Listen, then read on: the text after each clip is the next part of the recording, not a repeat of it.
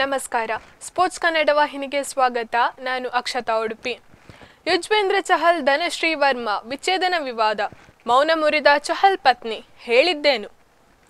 Team India ಕ್ರಿಕೆಟಿಗ ಯುಜ್ವೇಂದ್ರ ಚಹಲ್ ಮತ್ತು ಪತ್ನಿ ಧನಶ್ರೀ ವರ್ಮಾ ನಡುವಿನ ವಿಚ್ಛೇದದ ವಿವಾದದ ಬಗ್ಗೆ ಧನಶ್ರೀ ವರ್ಮಾ ಕೊನೆಗೂ ಮೌನ ಮುರಿದಿದ್ದಾರೆ. ಸೋಷಿಯಲ್ ಮೀಡಿಯಾದಲ್ಲಿ ಪತ್ರವೊಂದನ್ನು ಬರೆದಿರುವ ಧನಶ್ರೀ ತಮ್ಮ ವಿರುದ್ಧದ ಟ್ರೋಲ್ಗಳ ವಿರುದ್ಧ ಕಿಡಿಕಾರಿದ್ದಾರೆ.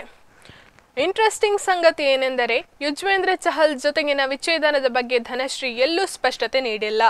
ಇದೆಲ್ಲ ಸುಳ್ಳು ಸುದ್ದಿ ಎಂದು ಎಲ್ಲಿಯೂ ಹೇಳಿಲ್ಲ. ಅಲ್ಲಿಗೆ ಗಂಡನ ಜೊತೆ ವಿಚ್ಛೇದನವಾಗಿರುವುದು ಸತ್ಯ ಎಂಬುದನ್ನು ಧನಶ್ರೀ ವರ್ಮಾ ಪರೋಕ್ಷವಾಗಿ ಒಪ್ಪಿಕೊಂಡಿದ್ದಾರೆ.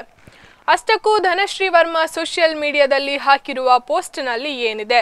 ನನಗೆ ಮತ್ತು ನನ್ನ ಕುಟುಂಬಕ್ಕೆ ಕಳೆದ ಕೆಲ ದಿನಗಳಿಂದ ತುಂಬ ಕಠಿಣದ ದಿನಗಳಾಗಿದೆ.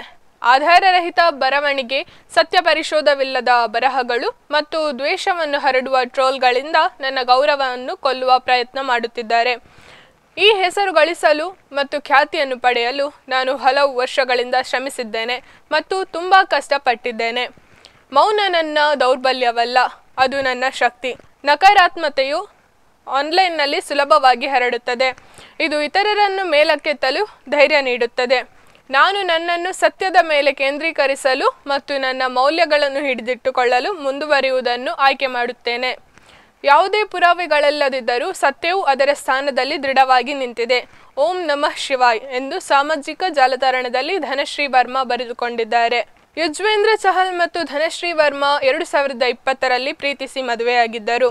ಧನಶ್ರೀ ವರ್ಮಾ ಮೂಲತಃ ಡ್ಯಾನ್ಸರ್. ಕೊರೋನಾ ಲಾಕ್ಡೌನ್ ಸಂದರ್ಭದಲ್ಲಿ ಧನಶ್ರೀ ಬಳಿ ಚಹಲ್ ಡ್ಯಾನ್ಸ್ ಕಲಿಯಲು ಹೋಗಿದ್ದಾಗ ಇಬ್ಬರ ಮಧ್ಯೆ ಪ್ರೀತಿ ಹುಟ್ಟಿಕೊಂಡಿತ್ತು.